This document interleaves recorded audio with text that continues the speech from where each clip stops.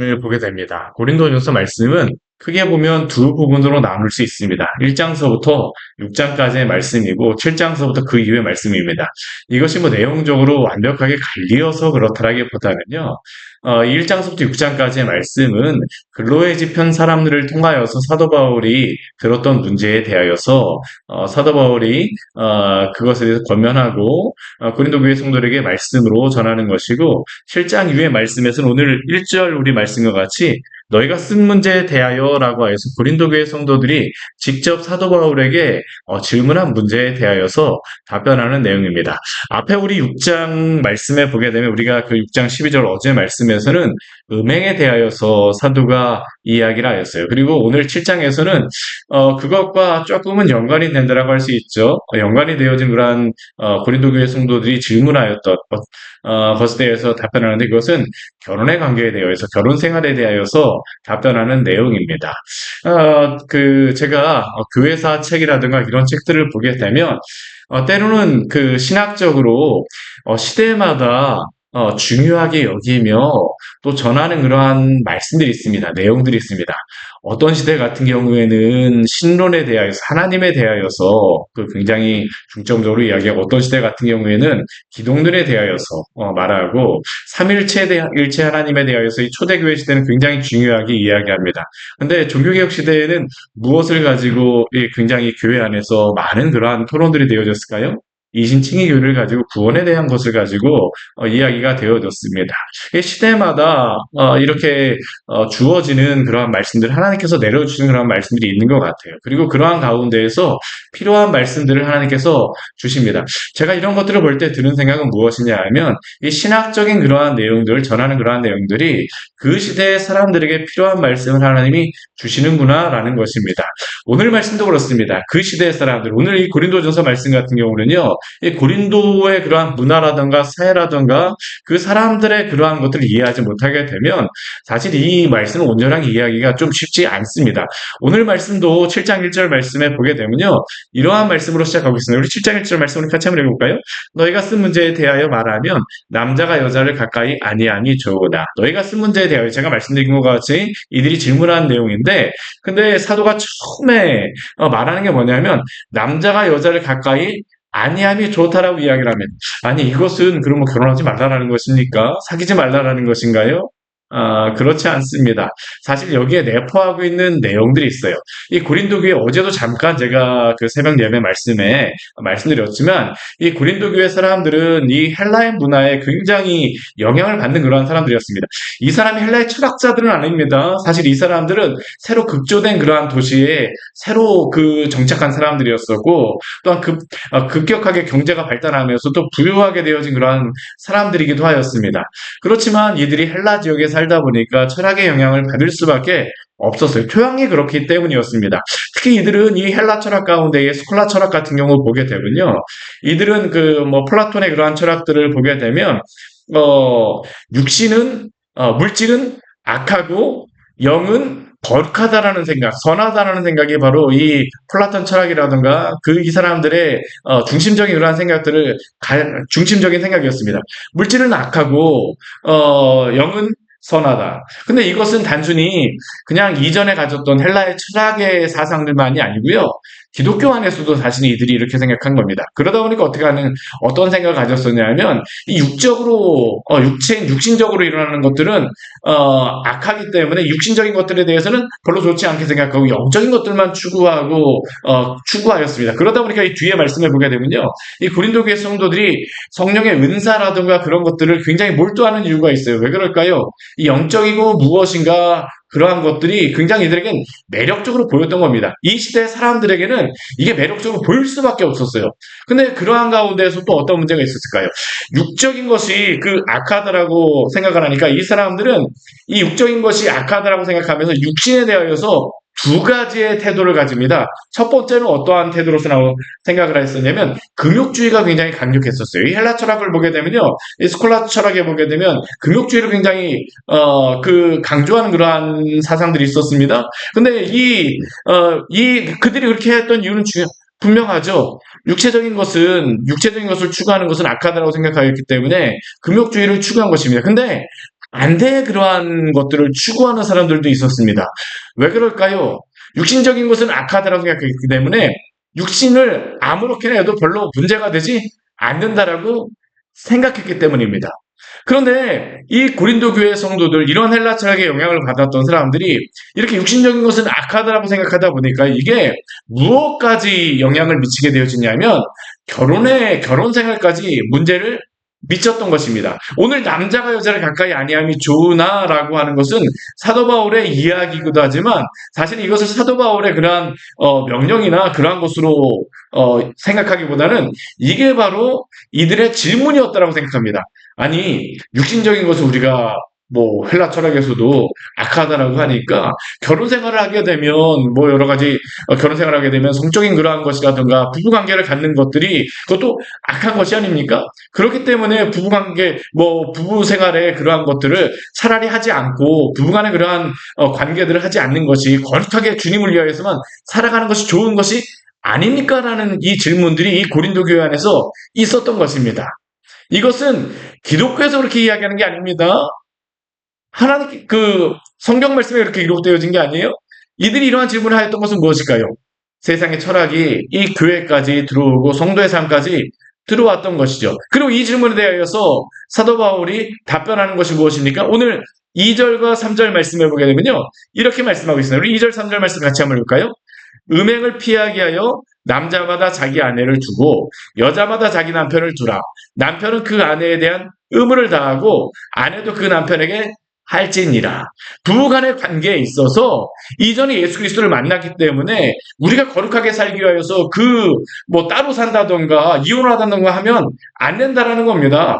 그들이 그 결혼 부부 생활하였던 것들 부부 생활하는 또 그러한 모습이 있다고 하게 되면 그 안에서 하였던 대로 살아가라고 지금 사도는 그 고린도 교회 성도들에게 말하고 있는 것이죠. 남자가 여자를 가까이 아니함이 좋다라고 하는 것은 이들이 질문하였던 것이지 사도 바울이 이들에 대해서 권면하는 내용이 아닙니다.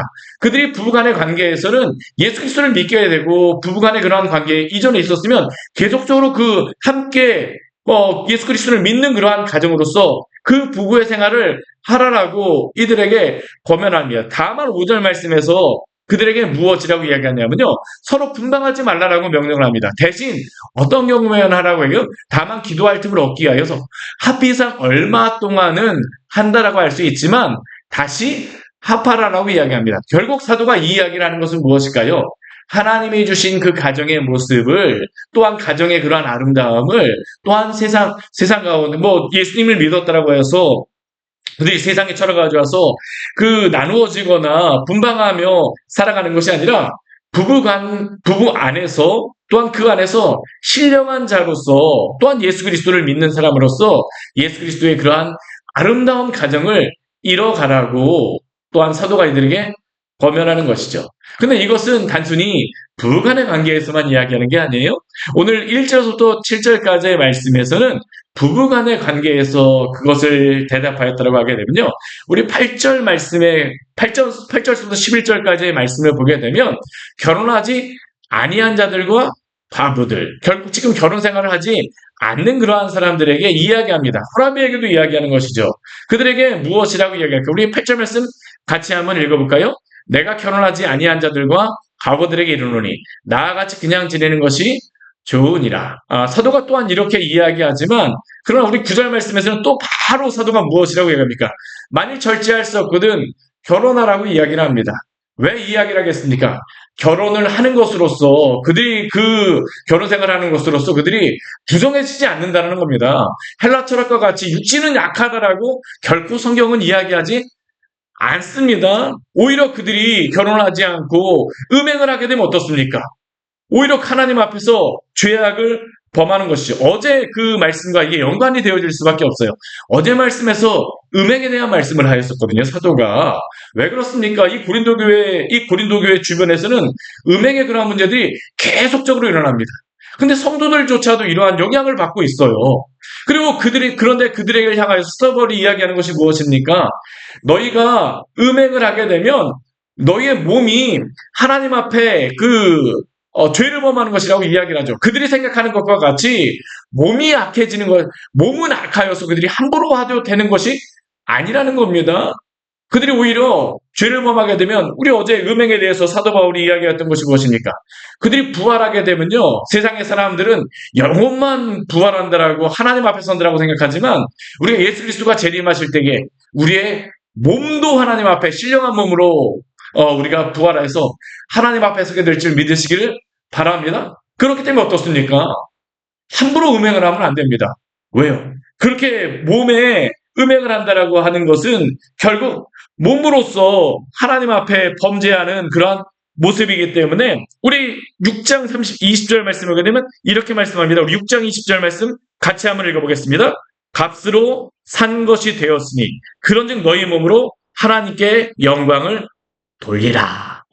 사도는 분명하죠. 세상의 철학을 가지고 너희가 함부로 그렇게 하는 것이 아니라 하나님 앞에 결혼하지 않은 자들은 결혼할 때가 되면 결혼하라는 것입니다. 우리 이제 내일 말씀에 보게 되겠지만 이건 은사가 아니게 되면 함부로 하지 말라는 겁니다.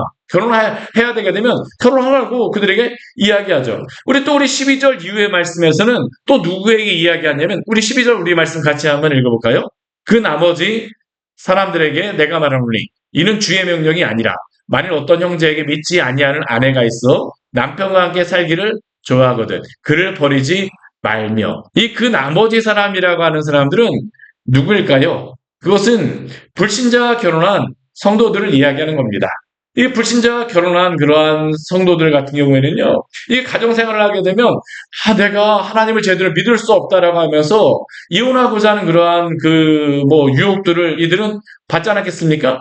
함께 예수님을 믿었다라고 하게 되면 아무 문제가 없었을 텐데, 사실 이 사람들 같은 경우에는 어떤 사람들일까요?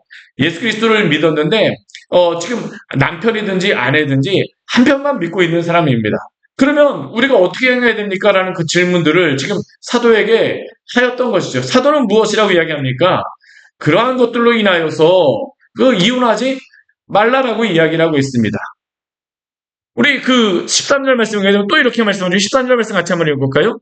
어떤 여자가에게 믿지 아니하는 남편이 있어 아내와 함께 살기를 좋아하거든 그 남편을 버리지 말라. 왜 그렇습니까? 믿지 아니하는 남편이 아내로 말미암아 거룩하게 되어질 수 있고 믿지 아니하는 아내가 남편으로 말미암아 거룩하게 되어질 수 있기 때문이죠. 우리 15절 말씀해 보게 되면요. 그러나 이혼할 수 있는 것은 또 이러한 말씀도 하십니다. 우리 15절 우리 같이 한번 읽어볼까요? 혹 믿지 아니하는 자가 갈리거든 갈리게 하라. 형제나 자매나 이런 일에 구애될 것이 없느니라. 믿지 아니하는 그러한 그 남편이 이 이혼에 대해서 이야기한다면 할 수는 있다라고 이야기합니다. 그러나 뒤에 우리 15절 바로 이어서 사도가 무엇이라고 할까요? 그러나 하나님은 화평 중에서 너희를 부르셨다라고 이야기를 합니다. 이 의미는 무엇입니까? 이혼하라고 이야기하는 게 아닙니다. 아내된 자에게 내가 어찌 우리 16절 말씀에는 남편을 구원하든지 어찌 알겠느냐라는 겁니다. 남편들에게도 이야기합니다. 너가 그렇게 그 아내를 구원하는지 어떻게 할 수 있느냐라고 사도는 질문하고 있죠. 결국 이 결혼 생활을 통하여서 하나님이 함께 한 몸 되게 하셨다는 것은 그 남편을 구원할 수 있는 또한 기회를 주셨다는 것을 사도를 통해서 우리에게 말씀하여 주시는 겁니다. 결국 오늘 부부간의 관계에서도 이야기하고요. 결혼하지 않은 그러한 사람들에게도 이야기하고요. 또 한쪽 부부간에서 한편만 믿는 그러한 사람들을 향한 신자들을 향하여서도 말씀하고 있습니다. 근데 공통적인 것은 무엇입니까? 오늘 17절 말씀해 보게 되면 사도는 이렇게 권면하고 있습니다. 우리 17절 말씀 같이 한번 해볼까요? 오직 주께서 각 사람에게 나눠주신 대로 하나님이 각 사람을 부르신 그대로 행하라. 내가 모든 교회에서 이와 같이 명하노라. 뭐라고 말씀하세요? 부르신 그대로 행하라고 이야기를 합니다. 고린도 교회 성도들은 그들이 이렇게 예수님을 믿었기 때문에 부부간에 함께 하지 않아야 되는 것입니까? 결혼을 하게 되면 이게 문제가 발생하는 것이 아닙니까? 세상의 철학을 가져와서 이렇게 저렇게 질문하지만 사도는 분명합니다. 각 사람을 부르신 그대로 하나님이 그들을 부르셨던 그대로 하나님 앞에서 살아가라는 겁니다. 이 의미는 무엇입니까? 하나님이 그들을 부르신 것은 바로 그 자리에서 부르셨다는 겁니다. 부르신 것은 그 가정에서 부르신 것이고요. 부르신 것은 또한 그 직장을 위해서 부르신 것이고, 부르신 것은 우리가 만나는 그 사람들을 위하여서 그 관계 안에서 부르셨다는 겁니다. 그리고 하나님께서 그 부르셨다는 의미는 무엇입니까?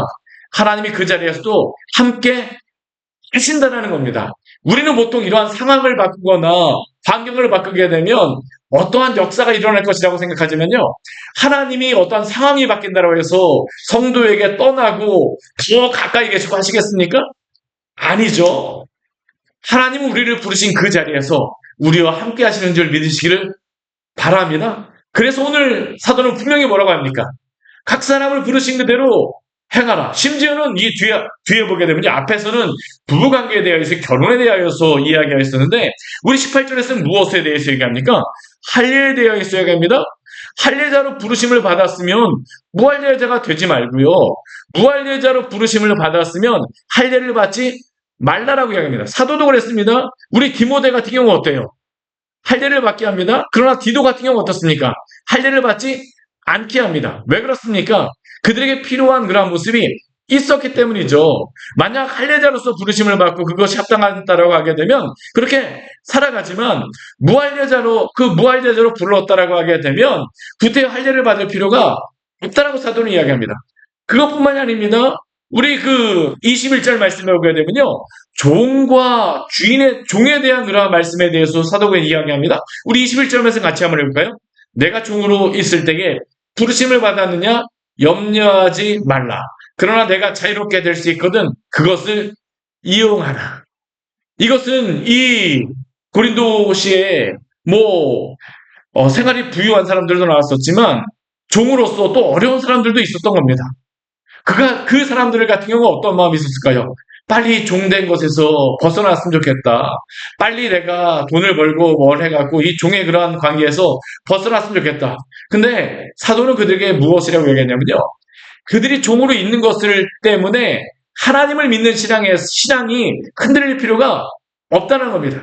종으로 있다라고 해서 하나님이 그 성도를 무시하실까요? 그렇지 않습니다. 하나님은 오히려 연약한 자들 또한 부족한 자들에게 오늘도 당신의 은혜를 더욱더 베풀어 오심을 기억하시기를 바랍니다. 오늘 이 성도들에게 그런 겁니다. 너희가 종으로 있을 때에 하나님이 우리에게 더 역사하지 않을까 걱정할 필요가 없다는 겁니다. 부유함을 통해서 하나님이 그들의 복을 받지 않고를 판단하지 않으세요. 그들이 부르심을 받은 그 환경에서 하나님 믿고 하나님 은혜 가운데 살기를 더욱더 추구하라는 것이 바로 사도가 그들에게 이야기하는 것이죠. 그렇다라고 해서 사도가 종에서 벗어나는 것을 추구하지 말라라고 이야기하는 게 아니라 내가 자유롭게 될 수 있거든 그것을 이용하라고 이야기를 합니다. 우리의 삶에서도 그렇지 않습니까? 여러 가지 많은 일들이 있어요. 우리가 여러 가지 많은 문제들도 있고 많은 역할들도 있고 또 많은 우리에게 부담되는 것들이 있습니다. 그러나 우리가 예수님을 믿었기 때문에 기도하는 것은 필요합니다. 그러나 그것 때문에 우리의 신앙이 이리저리 흔들리지 마십시오. 우리를 그 자리에 부르신 것은 그것조차도 하나님의 섭리 가운데에 우리를 연단시키시며 또한 그 가운데 하나님의 영광을 드러내기 위해서 우리를 부르신 것입니다. 오늘 그리고 나서 23절 말씀을 보게 되면요. 사도가 이들에게 분명히 하는 이야기가 있죠. 우리 23절 말씀 같이 한번 읽어볼까요? 너희는 값으로 사신 것이니 사람들의 종이 되지 말라. 우리 6장 20절 말씀에도 이런 말씀이 있었습니다. 아까 읽었던 말씀이지만요. 우리 6장 20절 말씀도 우리 같이 한번 해볼까요? 값으로 산 것이 되었으니 그런즉 너희 몸으로 하나님께 영광을 돌리라. 값으로 샀다라는 것이 무엇입니까? 예수 그리스도가 우리를 위하여서 값을 치르고 구원하셨다는 겁니다. 결혼하여서 예수님을 믿는 사람들도 값을 치르고 우리를 구원하신 것이고요. 독신으로 예수님을 믿었던 사람도 값을 치르고 구원하신 사람들이며 또한 지금 그 나머지 사람들도 다 값을 치르며 구원하신 것입니다. 종도 그렇고 또한 할례자들도 그렇고 할례받지 않은 사람들도 예수 그리스도가 구원하셨다는 것은 값을 치르고 우리를 하나님의 백성으로 삼아 주셨습니다. 문제는 무엇입니까? 상황이 문제가 아니고요. 우리가 상황에 흔들리는 게 문제입니다. 사람의 종이 되고 상황의 종이 되고 그러나 우리는 값으로 사셨기 때문에 우리는 주님이 우리의 구원자이실 뿐만 아니라 우리의 주가 되어주시는 줄 믿습니다. 그렇게 사람의 종이 되는 것이 아니라 오늘도 주님을 섬기는 자들로서 부르심을 받은 그대로 하나님과 함께 거하는 오늘 복된 하루 되어지기를 축원합니다. 같이 기도하도록 하겠습니다. 하나님 아버지, 오늘 고린도전서의 말씀을 통하여서 우리에게 귀한 은혜를 주니 감사를 드립니다. 결혼에 대하여서 또한 질문하는 그들에게 부르심을 받은 그대로 하나님이 그들을 부르신 그 자리에서 충성하며 하나님과 동행할 것을 말씀하신 것 같이 오늘 우리를 부르신 그곳에서 주님을 인하여 기뻐하며 만족하며 주님의 사람의 종이 되는 것이 아니라 우리 주 예수 그리스도를 주로 섬기며 또한 오늘도 동행하는 우리 복된 하루 될 수 있도록 은혜 내려 주시옵소서. 때때로 인간인지라 많은 상황 속에 흔들립니다. 이 일이 있게 되면 일이 마음이 흔들리고 저 일이 있게 되면 저리 마음이 흔들리고 이 사람을 만나게 되면 이 사람을 만난 것으로 인해서 우리의 마음이 때때로 흔들릴 수 있고 저 사람을 만나게 되면 그 저 사람을 만난 문제 때문에 또다시 우리의 마음이 흔들리곤 합니다. 그러나 우리가 예수 그리스도를 믿었기 때문에 주님 상황과 환경에 좌우되는 것이 아니라 주 예수 그리스도를 우리의 주로 삼고 주님과 동행하는 오늘 복된 하루 될 수 있도록 은혜 내려 주시옵소서. 주님이 우리의 주인이십니다. 우리 함께해 주셔서 감사합니다. 예수님으로 기도드립니다. 아멘. 오늘 말씀 같이 기억하시면서 기도하며 나가도록 하겠습니다.